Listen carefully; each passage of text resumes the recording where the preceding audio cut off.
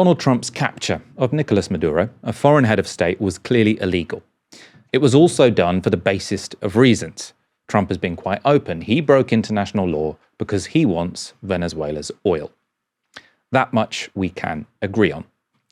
What divides people on the left, though, is how to think about the government or regime, whichever word you prefer, that was overthrown. I think this question really does matter. Chavismo was celebrated in the noughties across the international left as a model of democratic socialist politics. And it's easy to see why. Chavez won numerous free and fair elections, nationalized vast swathes of the economy, and redistributed money to the poor, all with a hostile imperial power as a near neighbor to its north. And back in those days, the left were keen to talk about this, Chavismo, as a model to replicate. However, by the mid-2010s, Chavismo, then led by Nicolás Maduro, oversaw a country suffering the worst economic collapse outside of wartime anywhere in the world in half a century. The economy shrank by 2/3. Hyperinflation ensued. Poverty skyrocketed. 1 in 5 Venezuelans fled the country. Just repeat that. 1 in 5 Venezuelans fled the country. An incredible statistic. And in order to keep Maduro in power while this socio-economic crisis was unfolding, democracy was undermined. Now, personally, I think it's only responsible and honest that if policies you support are implemented somewhere in the world, if it then ends in catastrophe, you consider seriously why that happened. And the answer here is not obvious. Many, quite plausibly, will argue the principal reason Chavismo didn't succeed was because of US sanctions, and thus the lessons of its failure is simply that taking on an empire is hard. Others might point to the failures of individual leaders within Venezuela to make the right decisions at the right time. Specifically, many will point to the deficiencies of Nicolás Maduro compared to his predecessor. Others still will argue there were some flawed assumptions at the center of Chavismo that meant it was always doomed to fail. With the stakes as high as they are, I think it's essential to look at these questions without fear or favor and with an open mind. And so I was delighted when Temir Porras agreed to an hour-long conversation with me on Venezuela's recent history. Temir was a Chavismo insider who became a critical friend of the movement. He worked at the very highest levels of government when Chavez was president, including as an advisor to Chavez, and then as chief of staff to then Foreign Minister Nicolás Maduro between 2007 and 2013. After Maduro became president, Porras briefly became head of Venezuela's National Development Fund and then its development bank, though by the end of 2013, he left government, citing disagreements over policy. Temir Porras, thank you so much for joining us on Novara Media. Thanks for having me. You're a really interesting guest, in part because of your experience within Chavismo. So I wondered if we could start by asking you to, I suppose, introduce how you got into the movement, how you ended up rising to very senior posts within Chavismo. It's been a long time since that happened. I think we need to go to the late 1990s. When I was a student, Venezuela was undergoing a process of an interesting process of political turmoil since I would say, the mid-90s. That was the last years and the collapse of the previous political regime in Venezuela called the Fourth Republic before Chavez arrived to power and a new constitution was drafted. And then when Chavez was, I would say, in the making of his political movement, I met him. I met him as a student in 1996. So after he was released from prison, and when the discussions were underway as of how to, which route this Bolivarian movement that had erupted in the early 90s was to organize, and so I met him, but it wasn't until 2000 that, then being a student in France, I basically got in touch with now officials within Chavismo in order to propose, this was very student-like, to do an ideologic discussion, because back then, this may ring bells to an audience in the UK. Chavez and officials in Venezuela used to say, we're neither left nor right, we're Bolivarians. And basically, and even, some of them were quoting Tony Blair, saying, yeah, this is the time of probably for a third way. That was, I would say, the narrative of the time. And I basically reached out to them to say, guys, not only that is a wrong message to be conveying, but you guys are left. I mean, what you're proposing to reach out to the people to reinvigorate democracy through grassroots movements, build a large coalition, of popular forces, and basically to steer your energy towards social justice. That is, very much in need, not only in the country. There's a discussion in Europe and the United States of an altered, globalist, anti-globalization movement back then that was proposing to again rebuild a more energetic and more, I would say, strong left or popular movement. And you guys are basically doing it. Do not let do not let this claim it. Claim it somehow. And so that's how it started the discussions. And Chavez traveled to France, where I was studying there, and with others, us students organized this sort of forum where we had leading intellectuals of Europe, of European left, and we organized a debate between them and Chavez.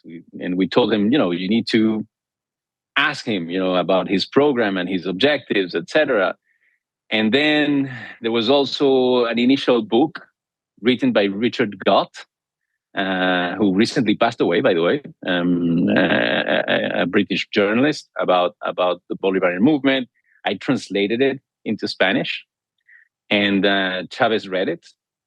So he liked that young students were not only concerned about the substance and the program and what could be achieved, but that we're making an effort in order to build bridges between what we consider to be progressive or leftist thinkers and the Bolivarian movement. And basically, he summoned me and others, but summoned me to Caracas.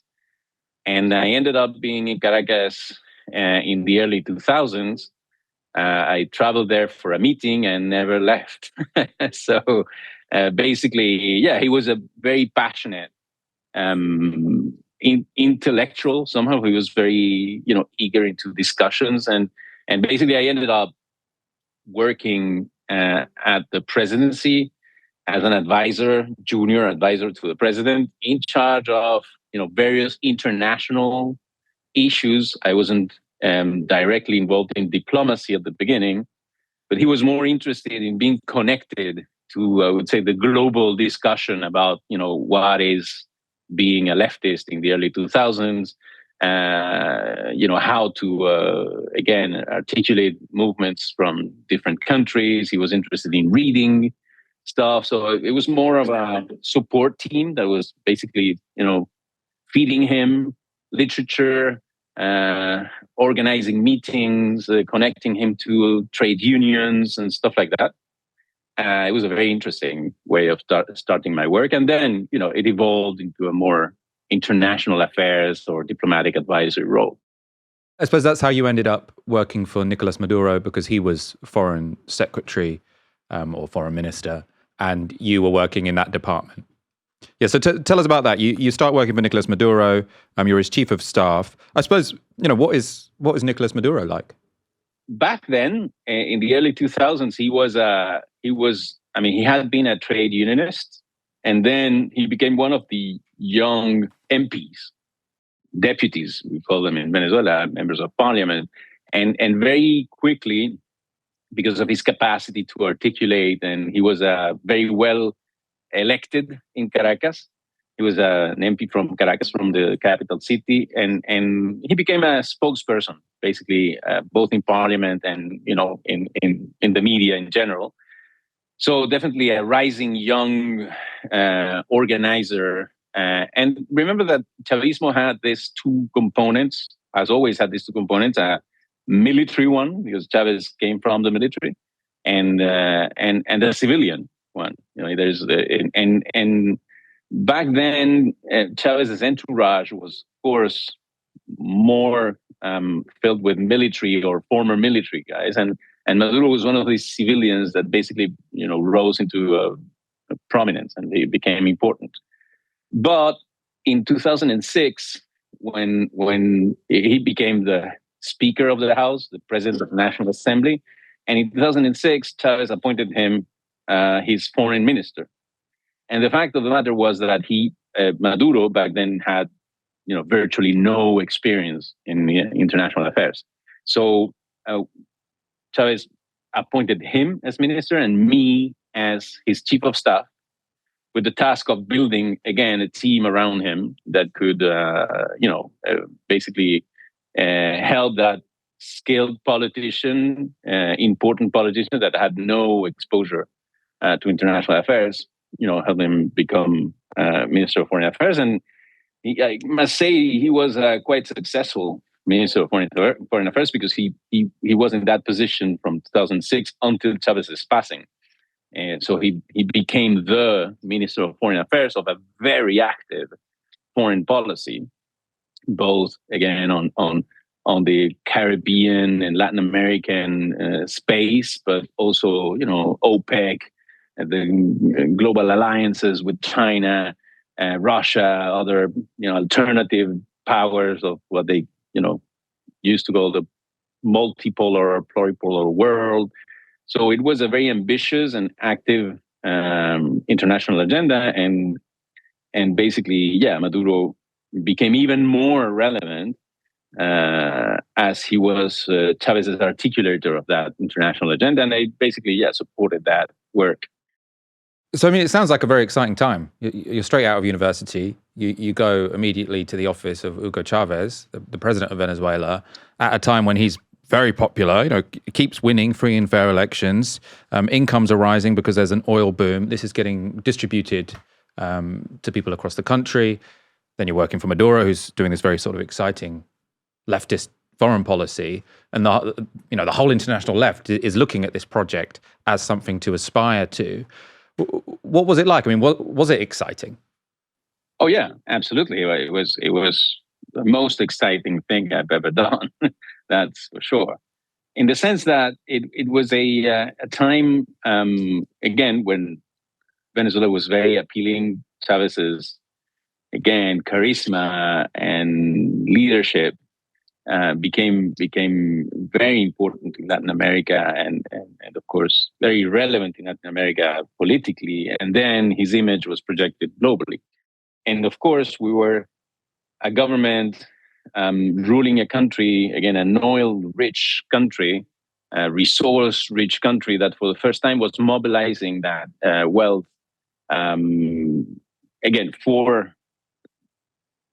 the well-being of the masses, and at the same time to support an ambitious project of, for instance, Latin American unity, something that is very much connected with this idea of Bolivarianism, since, again, Bolivar somehow, through his political legacy, was, even if he was born in what today is Venezuela, he was born, of course, under the Spanish Empire in Caracas, but he was born in Venezuela, but basically became the leading figure that led what we know now as Colombia, Panama, Ecuador, Peru, to become independent nations, and even Bolivia, has his name. So because one of his lieutenants founded the country as a new country, and it was named after him. So again, this idea that Latin America should integrate or even unite, find back this sort of initial unity, and act as in a less fragmented way, and become a pole a relevant pole of power in global affairs, was again something that drew a tremendous amount of energy. The the opposition to constant U.S. initiatives to undermine our government, again both covert and overt, diplomatic, was something that was draining a lot of energy, and of course the testing, beyond Latin America, beyond building strong ties with Brazil under Lula, beyond again getting closer to Argentina and during the times of Kirchner, and see how we could complement each other. Venezuela with oil, Argentina being a agricultural powerhouse. All those things that were very concrete were also, we're being discussed at the same time that, for instance, China was becoming more relevant in Latin America, and we needed to find practical ways to use the leverage of the rise of China for to channel that energy into Venezuela's development, infrastructure, oil industry. Again, it was both fascinating and somehow overwhelming. Let's talk about your decision to leave government. So Maduro becomes president in 2013 after Chavez dies of cancer. You briefly then become head of Venezuela's National Development Fund and Development Bank, but quite quickly you leave government, I think over policy disagreements. Or tell me why you made that decision to leave Chavismo, I suppose. When you leave government, is never your decision alone. The president wasn't very happy with me either, so there wasn't much chance that I could have remained in office. No, basically, I think we were at a. This is probably can be said of other junctures, but at that time we were at a turning point, and as Maduro was raising to power, we were facing a very, very challenging economic situation that, in and of itself was interesting and needed to be addressed, but that would, in my opinion, that was potentially going to affect the ability of Maduro to maintain what had made, I would say, the cornerstone of Chavismo, meaning a massive popular support. Because at a transformative program, especially in Latin America, where societies are very polarized, where conservative forces, again, maybe that's also true for other countries, but where conservative forces have tremendous power, and they have the backing, overt backing of the most powerful country on earth, the United States, and in general enjoy sympathy from the Western world and institutions, etc., that always see with some suspicion these type of projects like Chavismo that sort of disrupt the equilibriums in a society. So you had to face all that and still have a very ambitious socially transformative program. So for that, a massive massive popular support was required. And you cannot, even though, again, the Venezuelan people were conscious of the political objectives, you still need to support your political narrative with delivering, welfare, with delivering well-being to society, and to deliver well-being in a developing nation. Unfortunately, we don't have the same tools that so-called advanced economies have. I will give you a concrete example that is more recent at those times. But when the pandemic hit the world, the G7 countries decided to basically, spend their way out of the sort of economic catastrophe that they were facing, basically creating money out of nothing. And of course, there were consequences to that. But that tool where you can simply I don't know, reprint the economy, and where, you know, even if you have for years stated that magic money doesn't exist and that, you know, the resources are limited, these junctures showed that when the system is threatened, when the collapse of the economy is at stake, there are, in these advanced economies, you know, there is the ability to basically create money out of the blue. This is something that is not possible in developing nations. We don't even have currencies that we can, you know, if we create money out of the blue, happen, you know, we have a consequence that very rapidly hit Venezuela, for instance, during the pandemic, which was hyperinflation. And in a way, again, the ability to support an ambitious political program in a country like Venezuela requires a very well crafted economic strategy that allows you concretely, again, to deliver on those objectives. And we ran very rapidly into disagreements on that.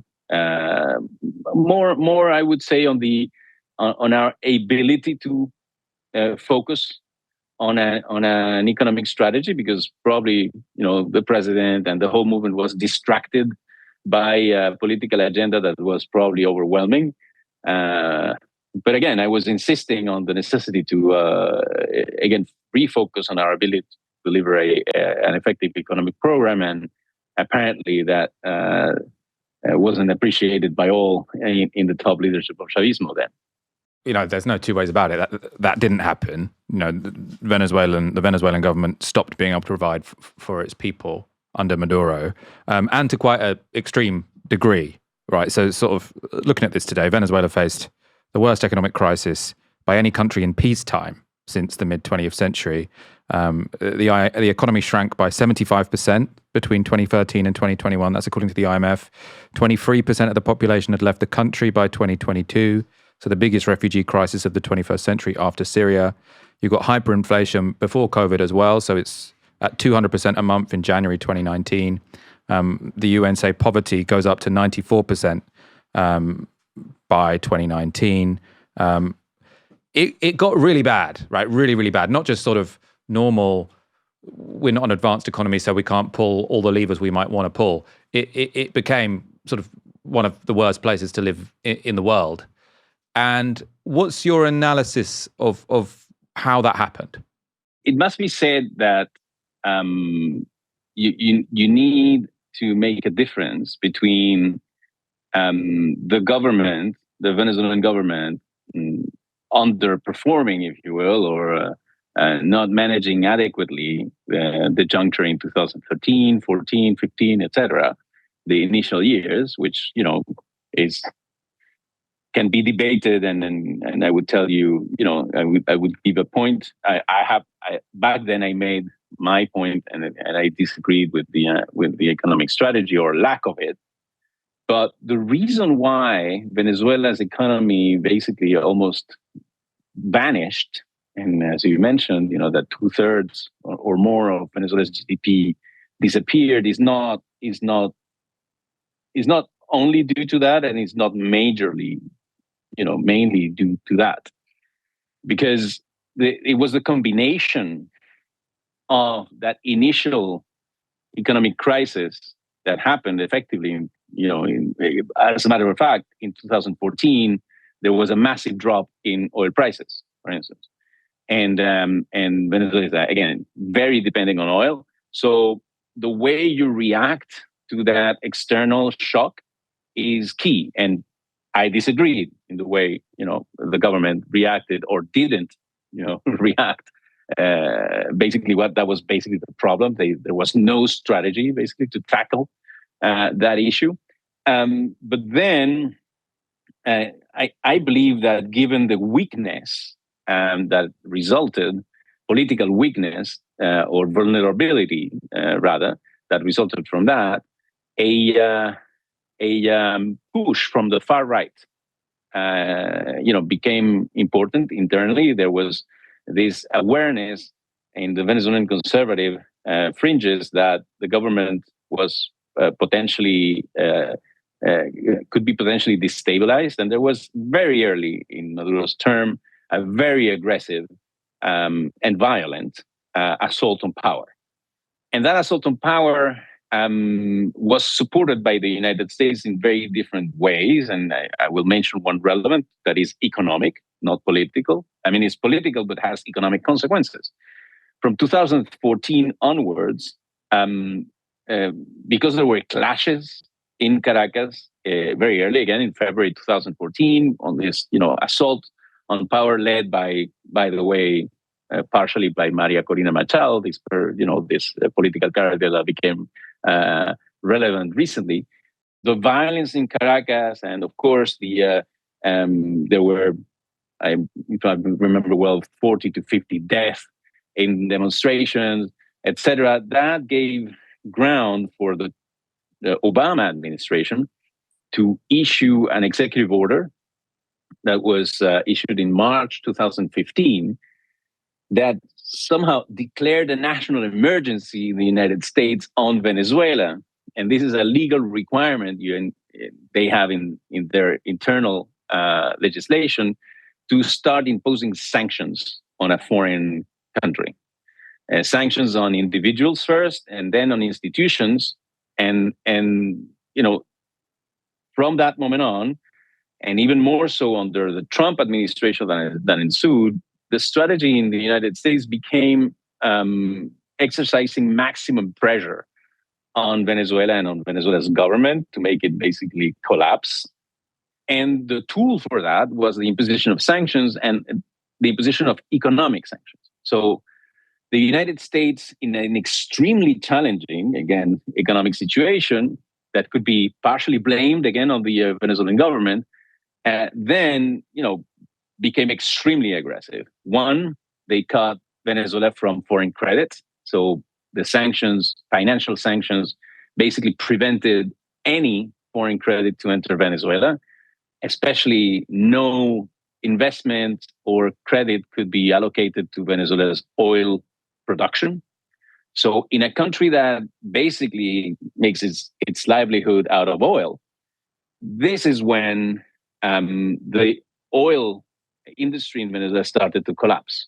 And this was, again, not necessarily, you could argue that the strategy of nationalizing assets, et cetera, could have had an effect on the Venezuelan industry, but the collapse, the sudden collapse of Venezuela's oil industry from 2017, and then in 2019, the imposition of specific sanctions on the oil sector and the national oil company basically led the oil production. This is a country that was producing almost 3 million barrels a day in the eve of sanctions. Led oil production to collapse to almost 200,000 barrels in mid-2020. So virtually there was no resources entering Venezuela, virtually zero almost in 2020. And this was what led to this catastrophic situation that even more so, because of the imposition of sanctions, had even the Venezuelan government changed his policies, made it even in, and this again, had they, I don't know if they would have been willing to change their policies, but even with their decision to do so, would have made it impossible to recover, since once again this is a very dependent economy on foreign on foreign flows. Basically, you need to invest billions and billions of dollars just to maintain, the industry productive apparatus. And again, so that's what really explains the magnitude of the collapse in Venezuela and its inability somehow to fully recover. Even if, it must be said that under, by the way, Delcy Rodriguez's impulse from 2020 onwards, the Venezuelan economy at least stabilized, and the oil production recovered partially, and somehow, this catastrophic situation was behind Venezuela. It doesn't mean that it has recovered fully, but at least the trend was stopped. So it's a more complex situation. I don't want to again be too boring with technical explanations, but it must be said that there was a big responsibility on the maximum pressure and policy implemented by the United States. Yeah. No one would deny that the sanctions had a massive impact and massively sort of amplified the crisis that was going on in Venezuela. I suppose, to me, it does seem like the original sin, though, was partly under Chavez, which is to believe that oil prices would be high forever. So Chavez, what seems quite remarkable is while there was this oil boom, which is in part driven by sort of China, the rapid growth of China, they're demanding more raw materials. That pushes up the price of oil. That means that Chavez is getting loads and loads of money into the treasury, and he spends it all. So he's sort of running deficits even during the oil boom, which means the moment the oil price goes down, half of the government's revenue has disappeared. And he probably should have foreseen that possibility, no? So even sort of other pink wave countries, so Bolivia, when it was exporting in the boom, was saving loads of reserves because it knew that those prices might fall. Ecuador, I think, was doing a similar thing and also trying to industrialize and diversify their economy a little bit. What was the political economy of Chavismo beyond saying we're going to spread around the oil money? And why had he not foreseen that oil prices can go down as well as up? Everyone in Venezuela is very much aware that oil prices go through cycles. No, that's for sure. No, I mean, there is truth in what you say, but I need to also introduce a bit of nuance. The fact that the oil prices can go up and down is somehow embedded in any economic strategy in Venezuela, at least any rational economic strategy, and in Chavismo that was the case. The problem is not that you can have low prices at some point, and again, prices can go up, can go down, and in a resource-rich country, you can run a budget deficit, relatively important budget deficit. That is not a problem as long as it doesn't become permanent. Like you can see, for instance, in, I don't know, European countries like France. In France, there is no way you can have a budget surplus. I mean, they have been living with budget deficits for decades. In the case of Venezuela, that is not the case. I mean, you would have these cycles affecting your revenue, but since this is a very large resource-based economy, you can resort to other sources of income. For instance, Venezuela had access, again, very relevant, had access to the debt capital markets. So you can basically compensate for your lack of revenue by basically issuing debt. And from the moment, again, the cost of that debt is sustainable, basically you can play around with these cycles. And when you run, because Venezuela ran back then relatively often budget surpluses, that was the case again. You can compensate, with a strategy of financing yourself over oil, over other sources. It must be also said that, again, this is probably boring and technical, but in a country like Venezuela, unlike other, I would say, smaller in size countries in the Gulf, etc., the government finances itself largely on, or relatively largely on, taxes. Venezuela is not a tax haven. I mean, there is income tax, there is VAT, there is all those sources of income that can also come and contribute to the budget. As a matter of fact, if you see, this situation is depicted by two figures that are very telling. Average, 90% of Venezuela's exports are basically oil. So most of the foreign income that goes into Venezuela is oil. But only 40% of the budget is, directly connected to the oil production, because you have all the services economy, the rest of the economy that basically contributes through taxes. to fund the government. So there is nuance to be introduced there. The problem is, again, when you're so dependent and this resource is also centralized in the state, and basically overnight the state is cut from its ability to even exist financially in the world through sanctions. So the effect of sanctions on a resource-based economy that has its industry concentrated in the public sector is basically economic death, immediate. And honestly, I don't see the only solution to that is to avoid being sanctioned. And once you're sanctioned, honestly, there are not many economic strategies that you can pursue. You can, again, come up with contingency plans and resist, survive the sanctions. But once again, in the 21st world, be it, you can be sorry about it, but the reality is that this is a globalized economy and very integrated, and basically you cannot properly govern a country under those conditions. That being said, once I say that, there is a legitimate debate to be had. This is not Venezuela. You mentioned Bolivia, too, and other countries in Latin America. Let's make a comparison. Oftentimes people say, if only, I don't know, Latin America, Venezuela were like Norway.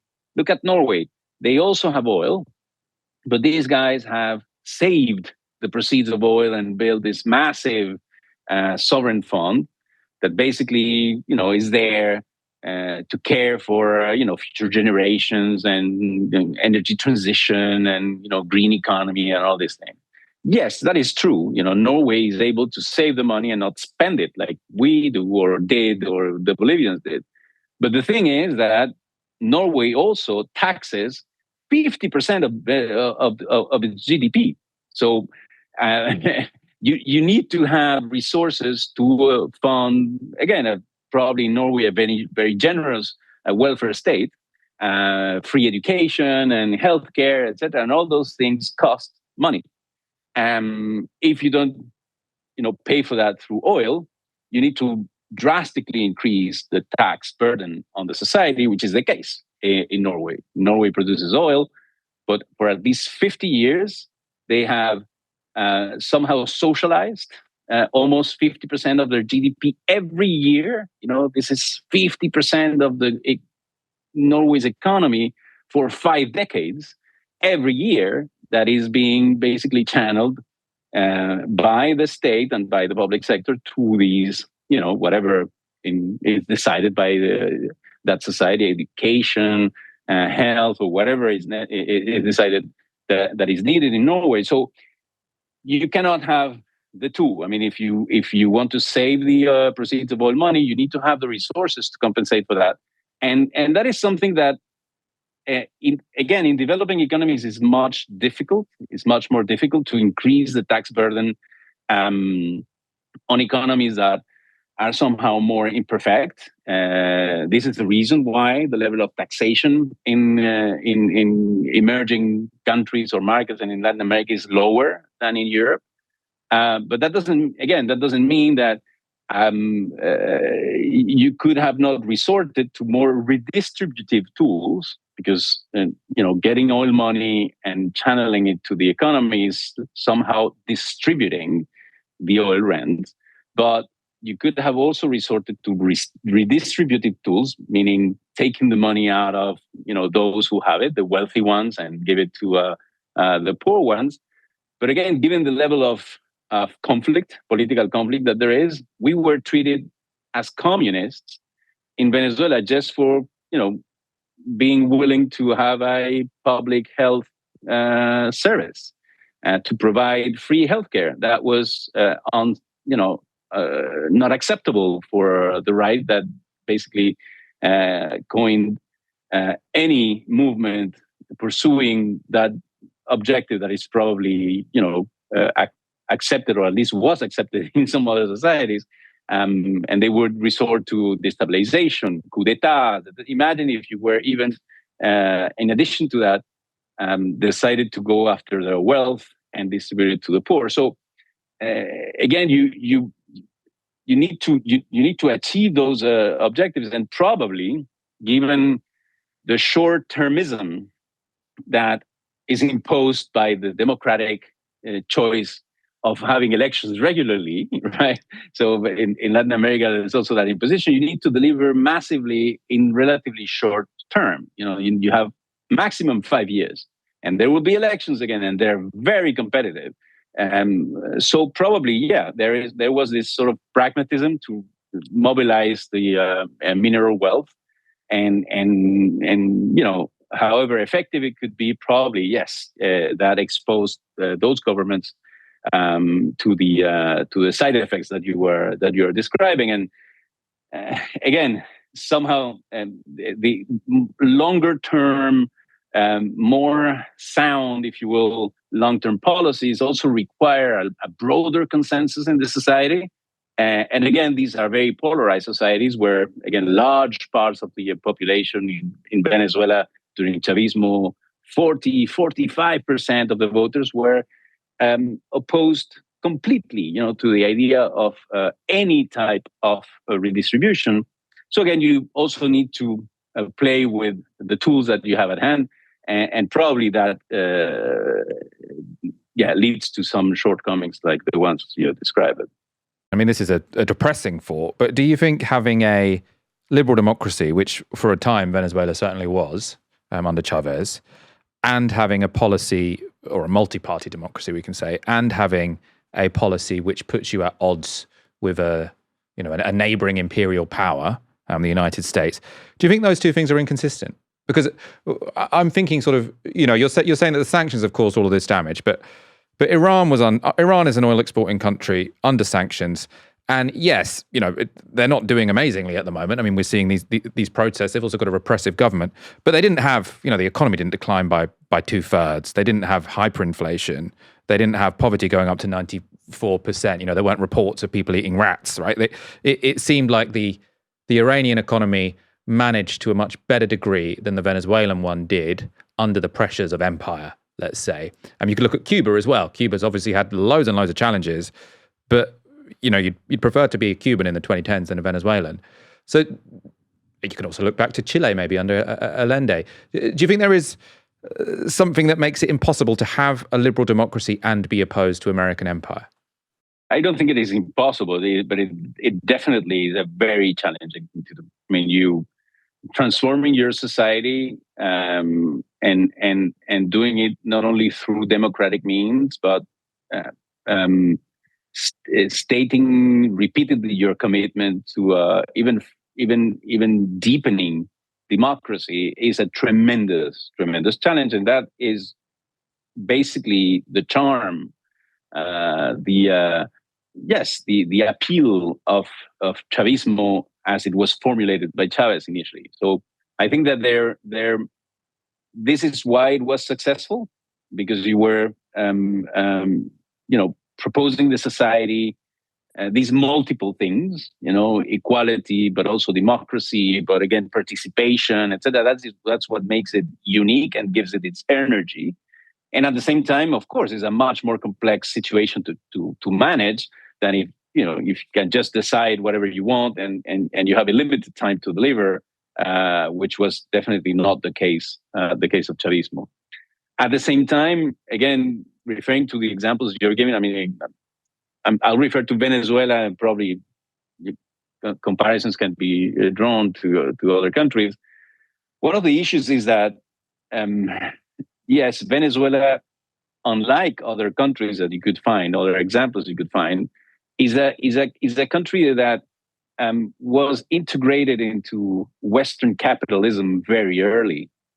We're not talking about Chavez arriving in the early 2000s to a country that basically didn't have institutions, that was not,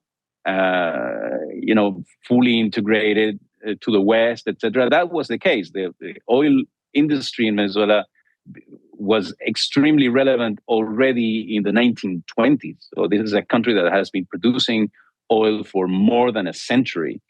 It was probably more Americanized than most of Western Europe until probably the 1980s. Venezuela was a very Western type of society with consumption driven. The first shopping mall outside of the United States was built in Venezuela. Historically in the world.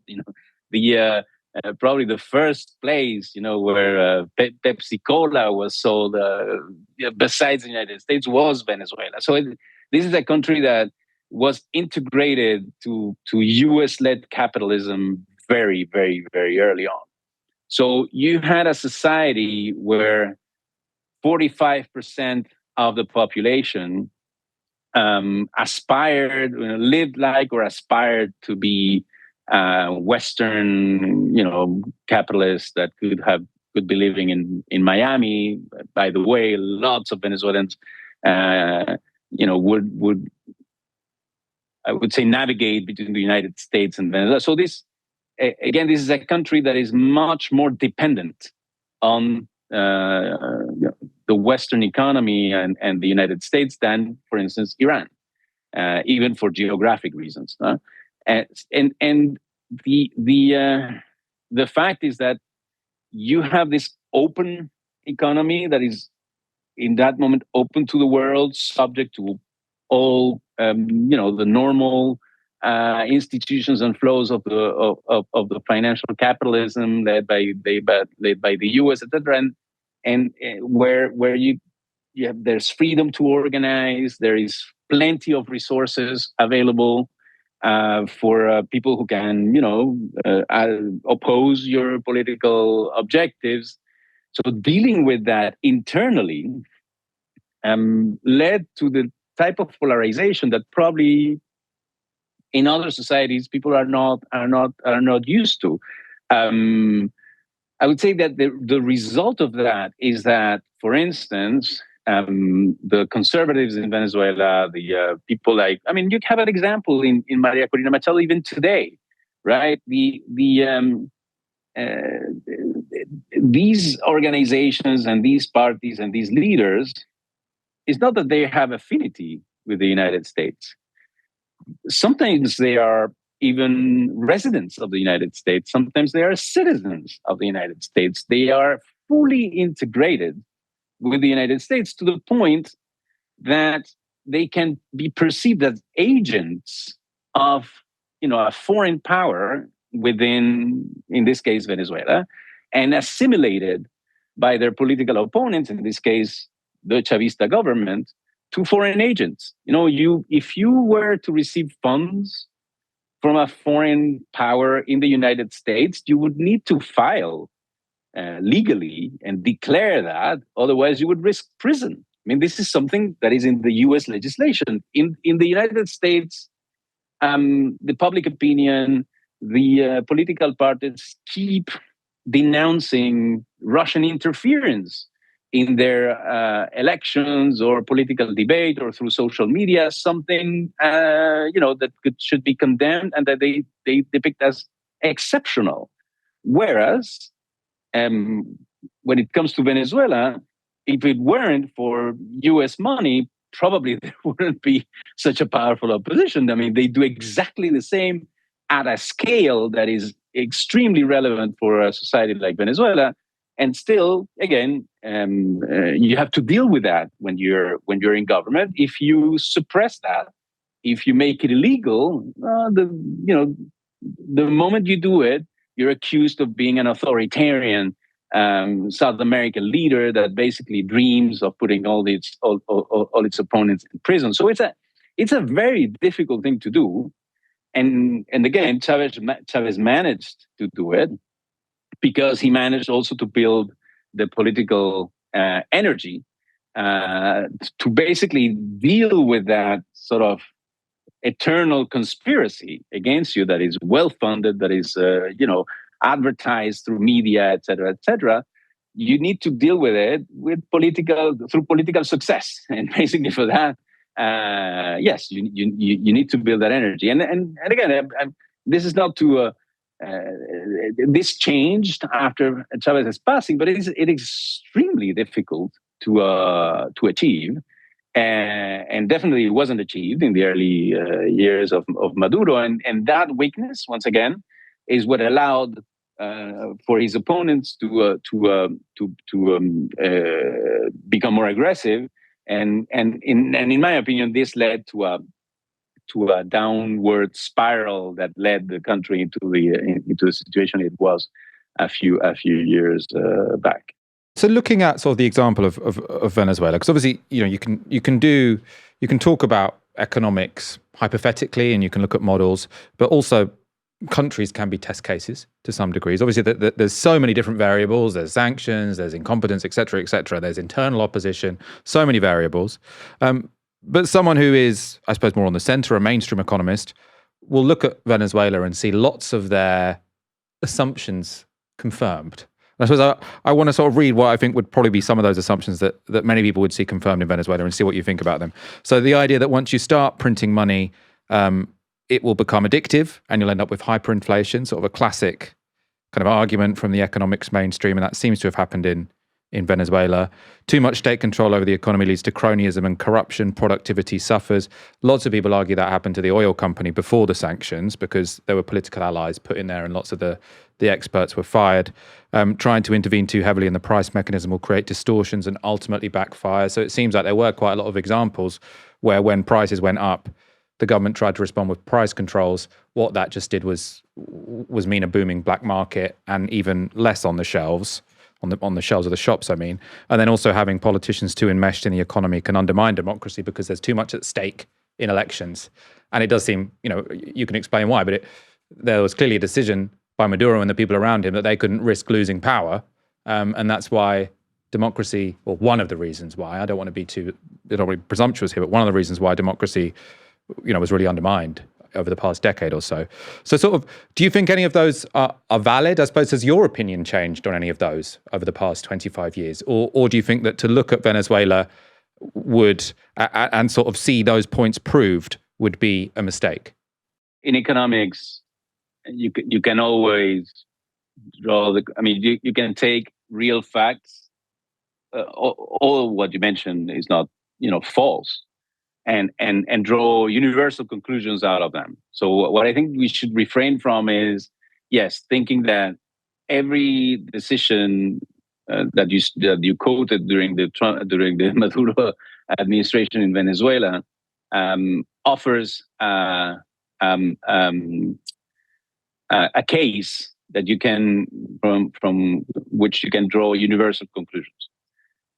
To be more concrete, I think that. Yes, during those years, let's go back again. The reason why I wouldn't give too much importance, this was important in Venezuela, but I wouldn't give too much importance to, for instance, the economic measures taken by the government in Venezuela in, for instance, 2016, is that, as I told you, there was no strategy. The problem wasn't that they were being too eager into imposing a certain type of policies, is that there were no policies at all. We were facing a tsunami, and basically, the strategy was just to wait for the level of the water to go down again. There was no aggressive even policy making then.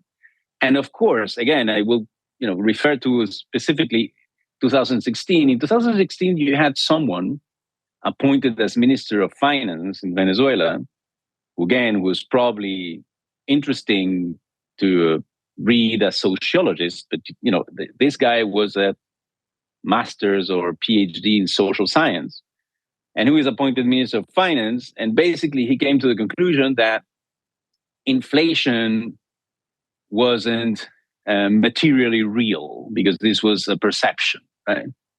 Which is probably a theoretical, interesting concept, but people were seeing prices rise. So this is the level of disconnection that you had among senior. Of course, he was Minister of Finance for just a few months. And then I think that the argument of challenging the material reality of inflation, was obviously not very effective. But this was the level of improvisation that you had then. Of course, when you have a spiraling inflation that is affecting the economy, broadly, an economy that basically is a capitalist economy, if you come up with one price control and say, okay, now it is mandatory to sell milk at a set price, but all the people implementing that policy are private sector participants that have paid, for that milk at a X price, and need to sell it at and make a margin in order to rebuild their stocks. What they will do is just stop selling milk and even hide it, and you will immediately have a milk shortage. So that is what happened in Venezuela. That is absolutely true, and it could be even predicted, that was going to happen. But that doesn't mean that any type of price control then, becomes useless, because again, there are many instances even in the Venezuelan case before, during Chavez, or even before Chavez, where price controls applied in an intelligent fashion, and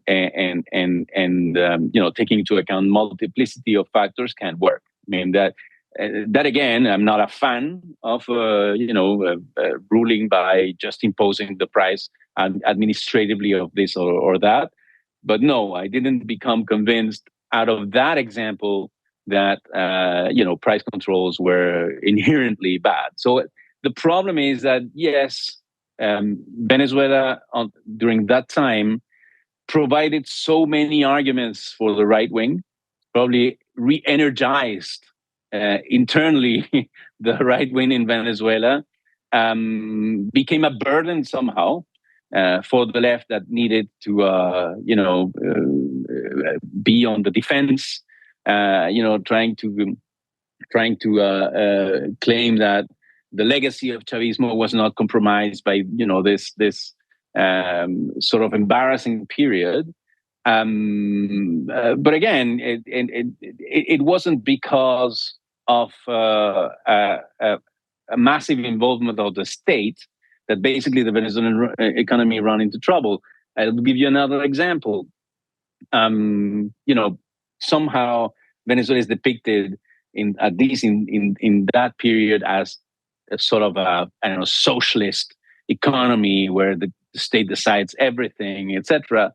And at the same time, the level of taxation in Venezuela is not even, half, 50% of the level of taxation that historically you have in the UK, right? So what is this socialist or communist country where you can, by speculating on milk, become extremely rich and then pay no taxes whatsoever and basically take your money and enjoy it? So again, it's more complicated than that. It wasn't because Venezuela was a state-run economy that basically Venezuela is not, to be very concrete, for me, an example that allows you to say, socialism fails because, none of what was attempted was inherently socialist during the period of crisis. Again, the management of Maduro. The fact that Chavez decided to nationalize partly the oil industry is not inherently a bad decision. Again, it depends on how you strategize, and of course, you need competent people to manage a large and vast oil industry that is led by the state. But it's not the ownership of the state that makes it inherently inefficient. You can have cases also in Venezuela before Chavez of a very inefficient oil industry that is basically, governed by the rules of the corporate world. And the reason why, for instance, 18,000 people were fired from the national oil company in 2003 was that many people within the national oil company decided basically to sabotage their own company, to shut production. Venezuela was without any resources for almost 3 months between 2002 and 2003 in an attempt to overthrow the government. So it was a politically motivated act. Again, probably, from a pragmatic point of view, firing all these people who were absent from work for 3 months, and not only absent, on holidays, they were actively sabotaging the strategic tool that is the oil industry for the Venezuelan economy.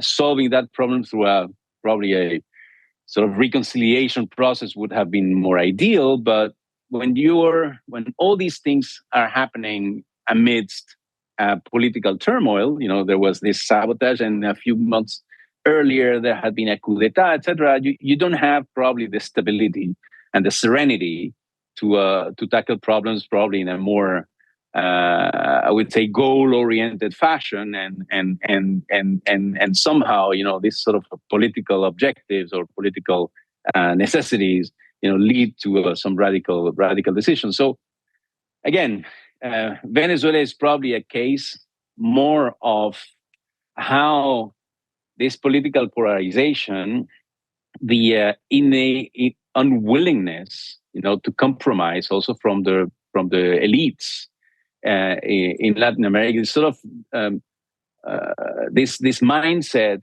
that is solely focused on the defense of what these classes understand as their immediate interests, lead in the mid to long term to conflicts that can compromise the stability of the whole society. Whereas, accepting that you need to contribute, for instance, through economic means, through some level of redistribution, to have a more, I would say, coherent social fabric. That inability to compromise, linked to the necessity to transform through, aggressive measures, etc., polarizes society and potentially, makes the country become extremely stable, and everybody in the end ends up losing in the process. And again, it's probably a lesson, but I don't have a magic answer to that. I couldn't say today to any Bolivian or Argentinian what's the recipe, to make your society more just and equal without facing the backlash from the ruling classes. Or look at other countries like Chile that are stable, relatively wealthy, but where also it is very clearly stated that even when a leftist or progressive government comes to power, like the one that is currently finishing its term, basically it must refrain from trying to achieve anything of substance. Because to be honest, again, it's not to be severe with them. At least, of course, they have a stable country, but why was Boric elected for, right? Great. We had a young and leftist president who achieved basically nothing, and then the country is probably very similar to what it was before. So is the objective of elections just to bring, some young face that has a progressive narrative, but does nothing actually by fear of destabilizing society or of the consequences of it? That also, poses the question of how effective democracy can be if you can elect or have alternation in power, but no material changes, coming out of them. Let's end by moving from the past to the future. And I want to take advantage of the fact that I'm speaking to someone who's worked in the Venezuelan government in the recent past, to ask, what should we know about Delcy Rodriguez? So Delcy Rodriguez was the finance minister from 2020. The economy actually did seem to improve while she was in that job. And she's now, the chosen successor of Donald Trump after he illegally kidnapped Nicolás Maduro. What should we know about her? Well, I think we should, first thing, rule out this idea, that there is a plot and that, she or the elite of Chavismo in Venezuela basically, betrayed Maduro, and that's the reason why he was kidnapped. And now she is getting on well with the Trump administration. I think that what we need to think of is someone who, yes, is a pragmatist. Absolutely, she was at the helm of the Venezuelan economy and the Venezuelan oil industry during these years that you rightly point out to the fact that there was a relative recovery. Again, a recovery that was limited by the effect of sanctions. So it's a relative recovery that leaves Venezuela with many problems to solve. But at the same time, this is so Mrs. Rodriguez and Delcy Rodriguez is facing probably the most challenging political situation any Latin American leader has faced at least in contemporary history, which is accepting the fact that your country has been attacked, that your head of state has been abducted, accepting the fact that if you react to that militarily, you risk basically the destruction materially of, your cities, your oil industry, the state, the nation state risk being dissolved. And basically you come to this calculation that you are able to preserve what can be preserved, again, the unity of the nation, the continuity of the constitution, the continuity of institutions, and peace, also preventing being attacked again and more massively. And at the same time, have to deal with a government that has basically taken over strategically yours, which is the United States, the Trump administration, and that, under that initial threat, calls you to cooperate with them. So this is a forced cooperation through force, through the use of force, and you need to strike that balance of, accepting that fact and at the same time focus practically on, what can be achieved in this situation, meaning, relaunching the oil production, bringing again the economy back in shape. Again, it's a tremendously difficult task. I am happy again that a woman head of state, even if interim, is tasked with that. And I think it is something we can be proud of. Also, that is a relatively young leader, a woman, for if I recall well, the first time in Venezuela, and someone who again enjoys the support of the resorts of power in Venezuela within Chavismo and especially the military, and at the same time has a technical capability of understanding the economy, the financial world, the oil industry. Again, is a tremendously challenging and probably frustrating situation where basically you have to become partners with your enemy because your enemy has attacked you and have to make, let the time play and be patient, deal with that situation, preserve your nation. And again, I don't know if I would, have liked to be in her position. I think she has so far shown tremendous strength, and I hope that she manages to strike that balance because I care. Again, I know my country is in danger. The U.S. government has shown that they are willing to exercise military violence to achieve their objectives. So I can tell you that I think she's brave and pragmatic, and I hope again that she will manage to preserve the national interests of Venezuela.